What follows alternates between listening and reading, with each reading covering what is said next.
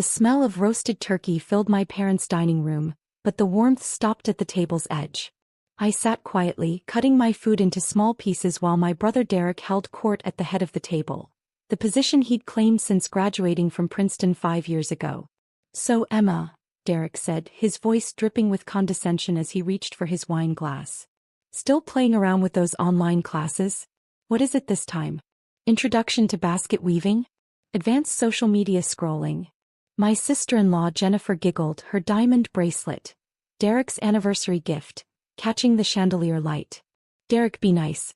Online education is valid. For some people." "I'm just saying," Derek continued, leaning back in his chair with the confidence of someone who'd never been challenged. 3 years of studying from home, and what does she have to show for it? No degree on the wall, no job offers, nothing. Meanwhile, I'm about to make junior partner at the firm. Dad set down his fork with deliberate precision. "Derek has a point, Emma. When are you going to get serious about your future? You're 28 years old. Your brother had his MBA by your age." "I am being serious," I said softly, keeping my eyes on my plate. "I'm working on something important." "Important?" Mom's laugh was sharp. "Sweetheart, we're just concerned. These internet certificates aren't real education. They're not from real institutions." "Actually," I started. "MIT isn't calling you for job interviews, are they?" Derek interrupted, smirking. "Harvard isn't begging for your expertise?" "No, because real institutions recognize real credentials. My Princeton diploma opens doors. Your online participation trophies collect dust." Jennifer nodded enthusiastically. "It's true, Emma. In the real world, pedigree matters. Derek's network from Princeton alone has been invaluable. You can't get that from a computer screen in your pajamas." "I don't wear pajamas when I—" "The point," Dad said, his voice taking on the authoritative tone he'd perfected as a corporate executive, "is that you need to face reality. This hobby of yours isn't a career path. I've spoken to colleagues. These online programs are barely recognized. Most HR departments won't even look at them." "Your father's right," Mom added, her concerns seeming genuine despite the sting of her words. "We love you, but we're worried. You're isolated, staring at screens all day, taking classes that lead nowhere. What happens in 5 years? 10 years? Derek will be a senior partner. You'll still be, what? Collecting certificates nobody respects." I took a sip of water, letting the silence stretch. This wasn't new. Every family gathering for the past 3 years had followed the same script. My internet education was a running joke, a source of disappointment, proof that I'd taken the wrong path while my brother had chosen wisely. "I saw Rachel Henderson last week," Jennifer said, her voice bright with the pleasure of gossip. "Remember her? She did one of those online marketing courses. She's working retail now. Couldn't find anything in her field. The manager at Nordstrom felt sorry for her." "That's exactly what I'm talking about," Derek said, pointing his fork at me like a weapon. "These programs prey on people who can't get into real schools. They take your money, give you meaningless credentials, and leave you worse off than when you started. No real university would accept their credits. No serious employer would recognize them. How much have you spent on these courses anyway?" Dad asked, his executive mind immediately calculating losses. "Thousands? Tens of thousands? That money could have been a down payment on a house. An investment in something tangible. Or a real graduate program," Mom suggested. "It's not too late, honey. You could apply to state schools. Get an actual master's degree in something practical. Teaching maybe? Or nursing. Something with job security." I set down my fork carefully, folding my hands in my lap. "I appreciate the concern. Do you, though?" Derek leaned forward, his Princeton ring gleaming. "Because from where I'm sitting, you seem pretty content to waste your life on fantasy education. You're not getting younger, Emma. The job market doesn't care about your feelings or your passion projects. It cares about credentials from institutions that matter." "Derek graduated summa cum laude," Jennifer reminded everyone, as if we could forget with her bringing it up every 10 minutes. "His thesis was published in the Journal of Business Economics. That's the kind of achievement that builds a career. That's real academic success." "Exactly," Dad said.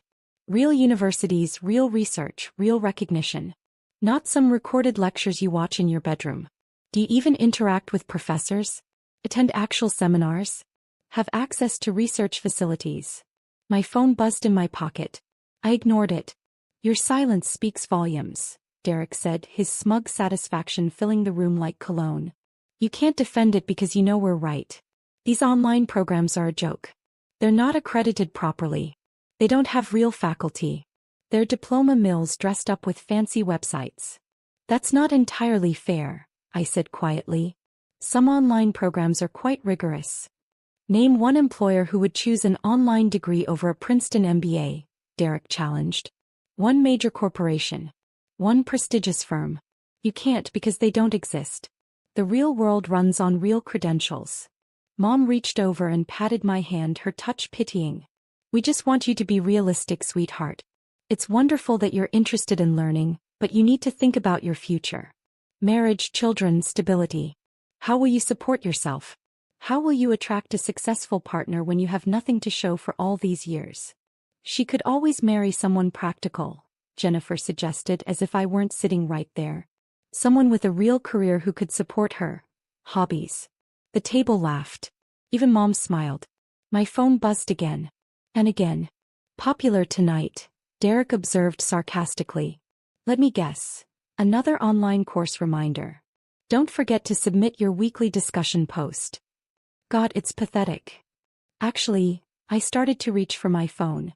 Leave it, Dad commanded. We're having a family dinner. Whatever it is can wait.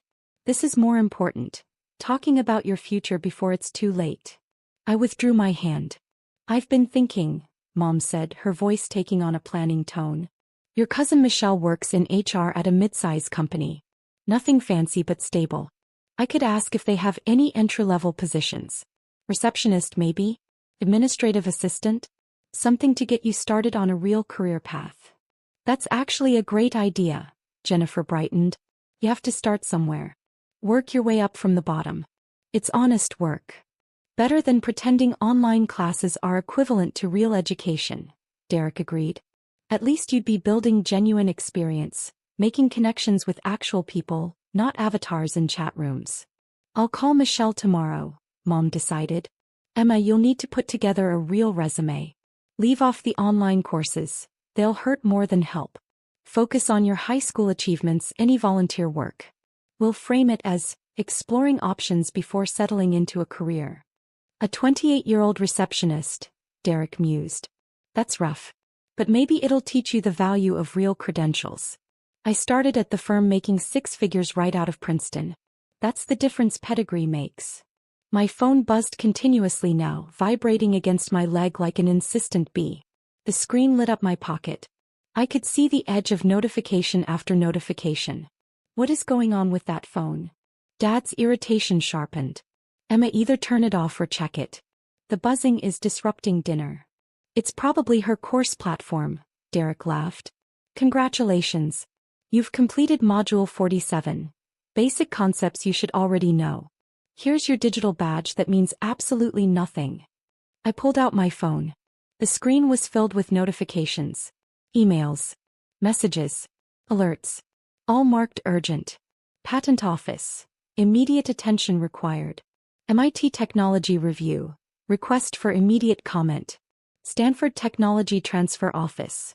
Time-sensitive matter. National Science Foundation. Urgent contact needed. What? I whispered, scrolling through dozens more. What is it? Mom asked. Is everything okay? I opened the first email, my heart suddenly pounding. The words blurred, then focused. Dr. Emma Chin. This is an official notification from the United States Patent and Trademark Office. Your patent application #US 2024-8847392, Quantum Enhanced Neural Network Architecture for Protein Folding Prediction, has been approved with breakthrough classification. This designation is reserved for technologies deemed transformative to national scientific advancement. Additionally, we have been contacted by multiple entities regarding licensing negotiations. Given the unprecedented nature of your innovation, we recommend immediate legal consultation. Emma. Dad's voice seemed far away. What's wrong? You look pale. I scrolled to the next email, my hands shaking. Dr. Chin, MIT Technology Review is preparing an emergency feature on your breakthrough. Our preliminary analysis suggests your algorithm reduces protein structure prediction time from months to hours, with accuracy exceeding all existing models. We need to discuss interview timing for our cover story. We understand ProMedica Pharma, GenBio Solutions, and Tech Health Systems are in active bidding. Is the rumored $3.8 billion acquisition figure accurate? The room tilted. Emma, you're scaring me, Mom said, half rising from her chair. What's happening? I looked up at my family. Derek was smirking, clearly expecting some embarrassing online course drama. Jennifer was checking her own phone, bored. Dad was annoyed at the interruption. Mom was concerned but patronizing. I started, then stopped. My phone rang. The caller ID showed Stanford University, Office of the President. I need to take this, I said, standing. Now. Dad's voice rose. In the middle of dinner? Emma, this is exactly the kind of behavior. I answered the call, putting it on speaker before I could second-guess myself. Dr. Chen. A professional female voice filled the room. This is Dr. Sarah Morrison, president of Stanford University. I apologize for calling during the holiday, but this matter couldn't wait. The room went completely silent. I'm here, I said quietly. Dr. Chen, we've been reviewing your doctoral thesis on quantum computing applications in biological modeling. Combined with your recent patent breakthrough, Stanford would like to formally offer you a full professorship in our Department of Bioengineering, effective immediately. We're also prepared to establish a research lab under your direction with a $50 million initial funding allocation. Derek's fork clattered against his plate. Additionally, Dr. Morrison continued, we understand you're currently affiliated with MIT's online doctoral program. While we respect their distance learning division tremendously, we believe your work deserves on-campus resources. We'd like to discuss relocating your research to Stanford. Thank you, I managed. Can I call you back? I'm with family. Of course. But Dr. Chen? The scientific community is buzzing about your breakthrough. Protein folding has been an unsolved problem for decades. Your algorithm changes everything. We want to ensure Stanford is part of that future. She hung up. The silence in the dining room was absolute. Emma, Mom whispered. What was that? Did she say, Doctor? Professor? I sat back down slowly, looking at my phone as another call came in. This time, Nobel Prize Committee, preliminary inquiry. I declined it.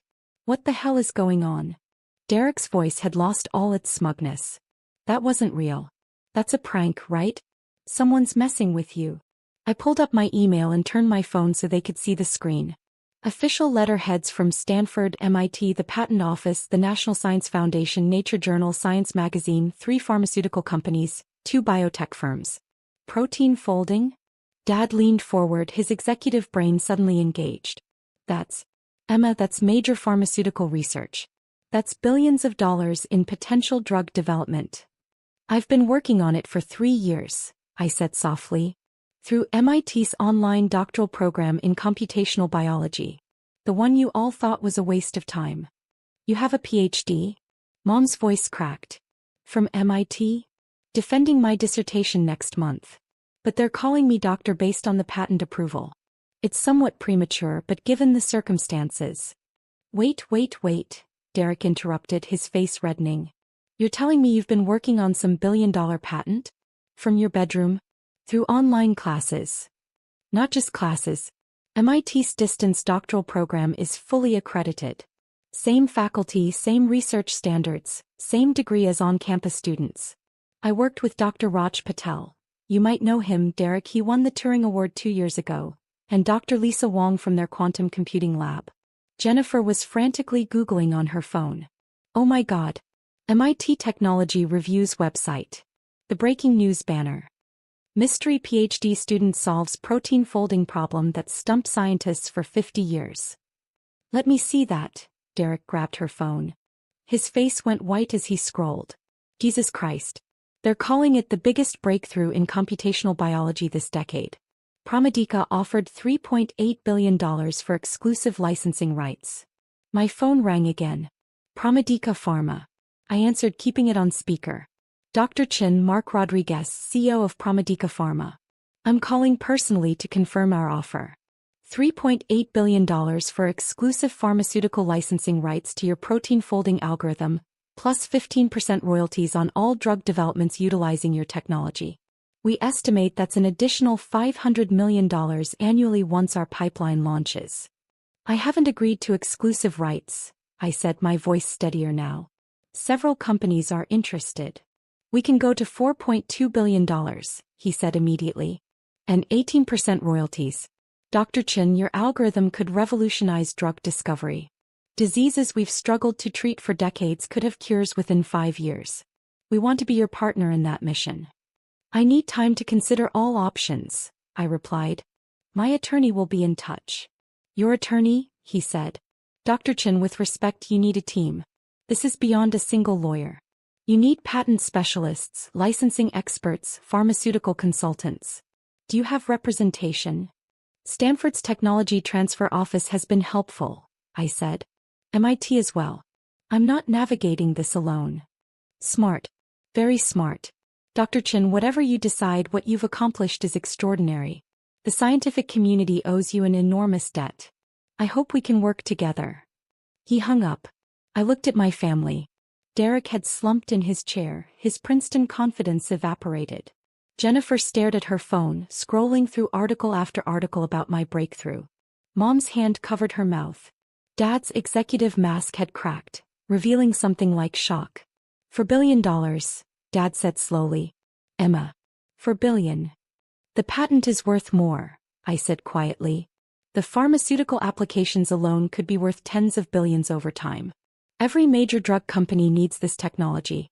It changes everything about how we discover and develop medications. But you said, internet classes, Mom whispered. You said online courses. MIT's online doctoral program, I corrected gently. Fully accredited.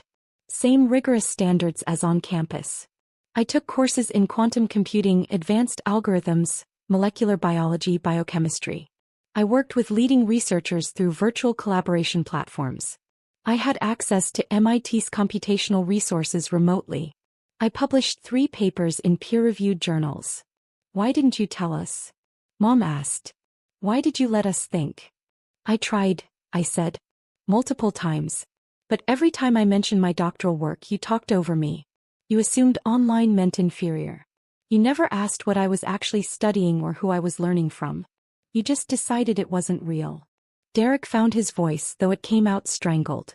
You're seriously telling me you completed a PhD from MIT? While I was getting my MBA from Princeton, you were doing doctoral research. Yes. In computational biology, quantum computing, fields you never even studied as an undergraduate. MIT's program allowed me to build the necessary foundation while pursuing advanced research. It took longer, 3 years instead of the typical 2 for on-campus students, but the flexibility allowed me to go deeper into the work. Deeper, Derek repeated hollowly. You solved a 50-year-old problem. You have a patent worth billions. Companies are fighting over you. Stanford is offering you a professorship. Several universities are, I said. Stanford, MIT, Harvard, Caltech. Even Cambridge in the UK reached out. Jennifer was still scrolling. Forbes just posted an article. Mysterious online student becomes overnight billionaire. They're estimating your net worth at over $5 billion once the deals close. Emma, you're on the Forbes real-time billionaires list. You're number 847. Between a real estate mogul and a cryptocurrency founder. That's speculative, I said. The deals aren't finalized. GenBio Solutions just tweeted. Jennifer continued, her voice rising. They're offering $4.5 billion plus stock options. This is insane. Companies are bidding against each other in real time. My phone buzzed with another email. Nature Journal wanted to publish my full research paper in an emergency special issue. Science magazine was requesting a commentary piece. The NIH was inviting me to present at their annual director's seminar. Emma, Dad said, and for the first time in years, I heard uncertainty in his voice. I'm having trouble processing this. You've been working on billion-dollar research? For 3 years. While we thought you were wasting time. Yes. And you never got angry? Never defended yourself? Never shoved it in our faces? Would you have listened? I asked simply. Or would you have found reasons to dismiss it? She's exaggerating. Online degrees don't count. It's probably not as impressive as she thinks. I learned early that showing you papers or explaining my research was pointless. You'd already decided online education was inferior. Mom's eyes filled with tears. Sweetheart, we were trying to help. We thought we were protecting you from wasting your life on something that wouldn't. You were protecting your assumptions, I interrupted, my voice still calm but firm. You didn't ask questions. You didn't do research. You didn't look at MIT's program or talk to anyone in academia about distance doctoral education. You just decided you knew better. I'm a Princeton MBA, Derek said, as if saying it aloud would restore his world to order. I'm about to make junior partner. I'm successful. You are, I agreed. You've done well. Princeton is an excellent school. Your career is solid. But you're a billionaire, he said flatly. You have a PhD from MIT. You solved a problem that could change medicine forever.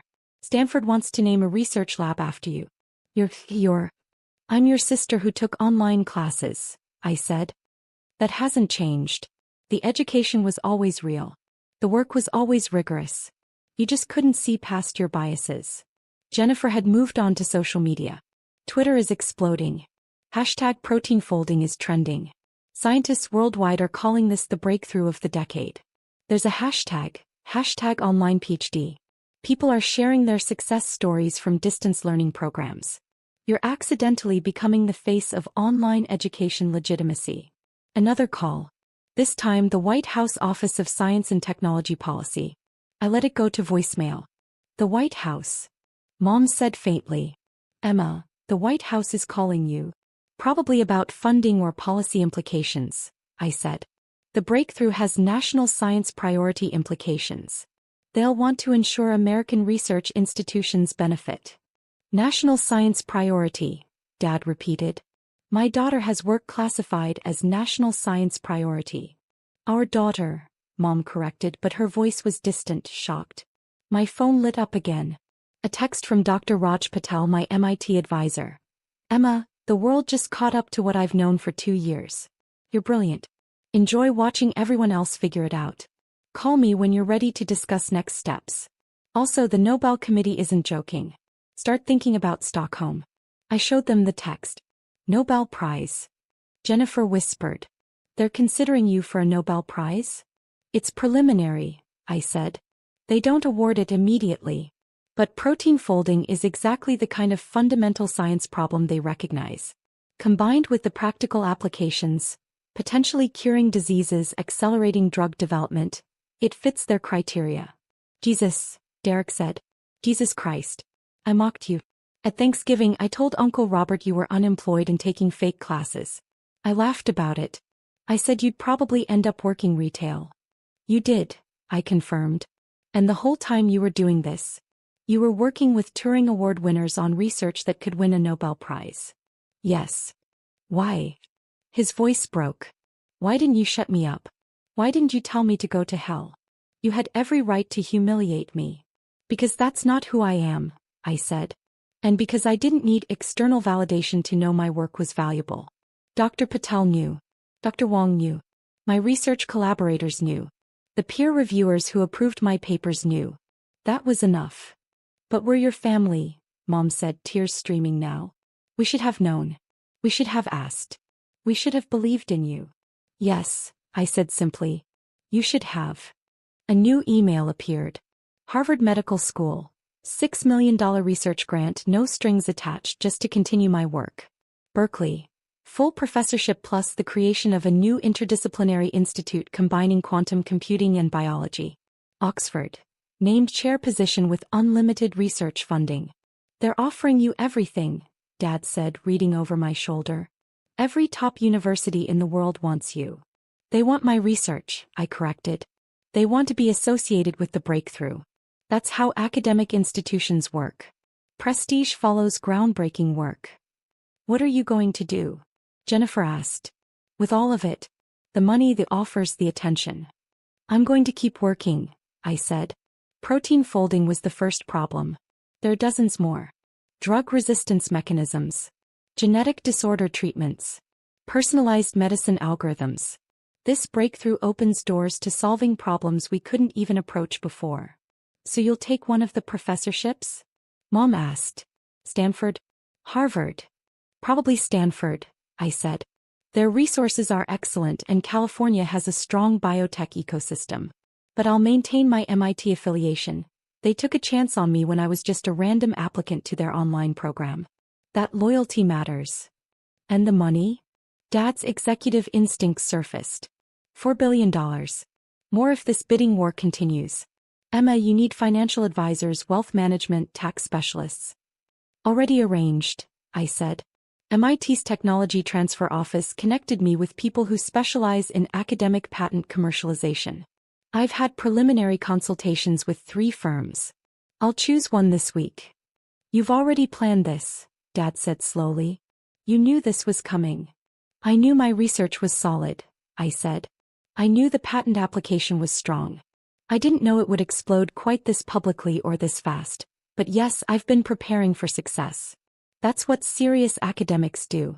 We plan for impact. Derek was staring at the table, his Princeton ring suddenly looking small and dull. I was so cruel to you. For years.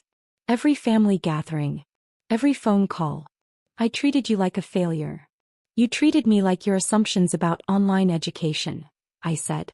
You never bothered to learn what I was actually doing. I'm sorry, he said, and the words sounded hollow even to him. That's not enough. I know it's not enough. But I'm sorry. I appreciate that, I said neutrally. Jennifer had put down her phone, her face pale. I told people about you. At Derek's firm events. At parties. I made jokes about your internet classes.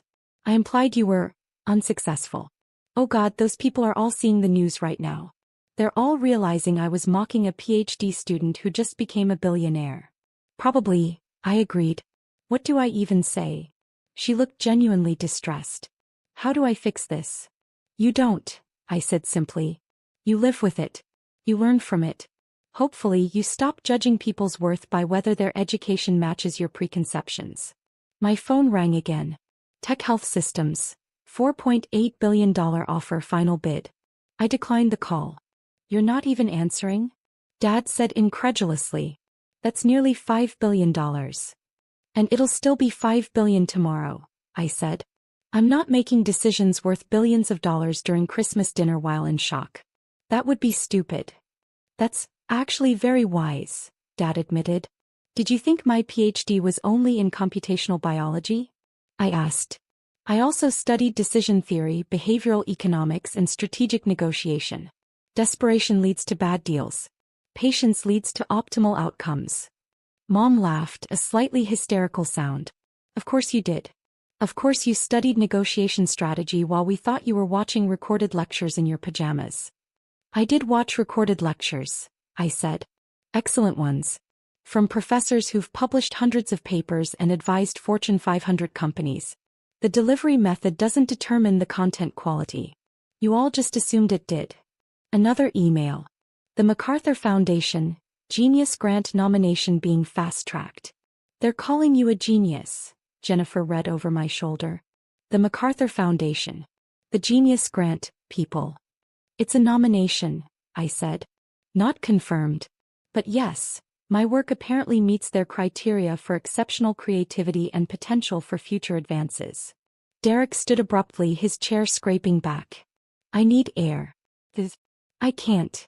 He walked to the window, his back to us. Derek. Jennifer started to follow him. Don't, he said, his voice thick.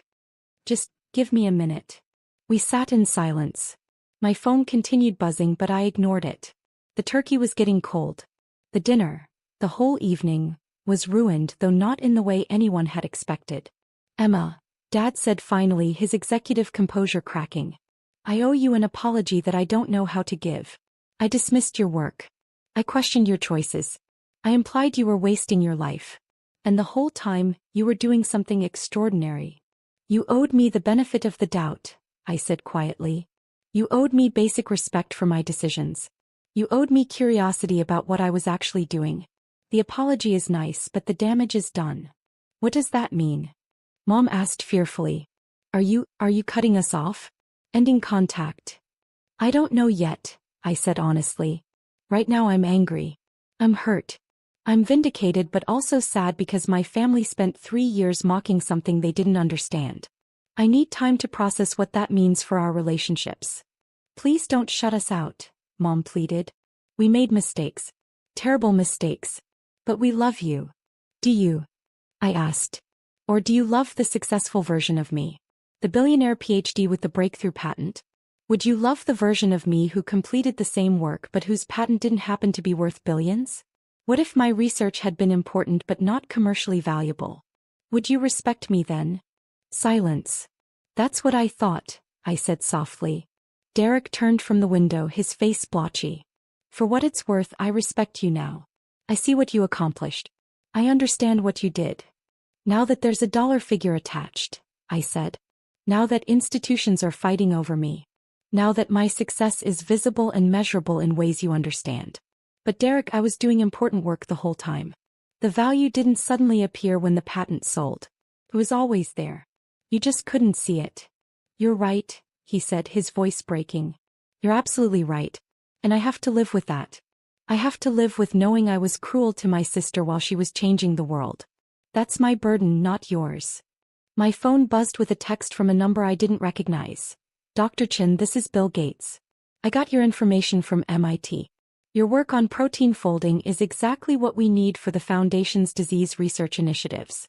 Would you be open to a conversation about partnership possibilities? No pressure, just excited about the potential impact on global health. I showed them the text. Bill Gates, Jennifer said numbly. Billionaire Microsoft founder Bill Gates just texted you casually. Billionaires network with billionaires, I said with a slight smile. Apparently that's my peer group now. Jesus, Derek muttered. An email from Forbes. They wanted to interview me for their 30 Under 30 special issue, except I was 28 and they were considering creating a special category just for me. 30 Under 30 who changed everything. This is surreal, Mom said. This whole night is surreal. It's been a surreal 3 years, I said. Doing groundbreaking research while my family told me I was wasting my life. Knowing I was on the edge of something massive while being treated like an embarrassment. That was surreal too. We'll do better, Dad promised. Whatever it takes. Whatever you need. We'll support you going forward. Going forward is easy, I said. It's looking backward that's hard. How do I forget 3 years of contempt? 3 years of being the family failure? 3 years of having my work dismissed without anyone even asking what it was. You probably can't, Derek said quietly. And we probably don't deserve forgiveness. But maybe we can earn back a fraction of your trust? Over time. I looked at my brother, successful, confident Derek with his Princeton MBA and his junior partnership and his expensive wine. He looked smaller now, diminished not by my success but by his recognition of his own cruelty. Maybe, I said finally. But it won't be quick. And it won't be easy. And I'm not going to pretend the past 3 years didn't happen just because everyone's suddenly impressed. Fair, he said. More than fair. My phone rang. Stanford again. I should take this, I said standing. It's about the professorship details. Of course, Mom said quickly. Of course take it. We'll be here. I walked into the hallway answering the call. Dr. Morrison's voice was warm and professional, discussing lab space, graduate student allocations, research budgets. Behind me in the dining room I could hear my family's muffled voices, shocked, regretful, struggling to process the shift in their understanding of who I was and what I'd accomplished. The conversation with Dr. Morrison lasted 20 minutes. By the time I returned, the dining room had been cleared. My family sat in the living room, phones out, reading article after article about my breakthrough. They're calling you the Edison of computational biology, Jennifer said, looking up. This article says your algorithm could reduce drug development time by 60%. That's thousands of lives saved.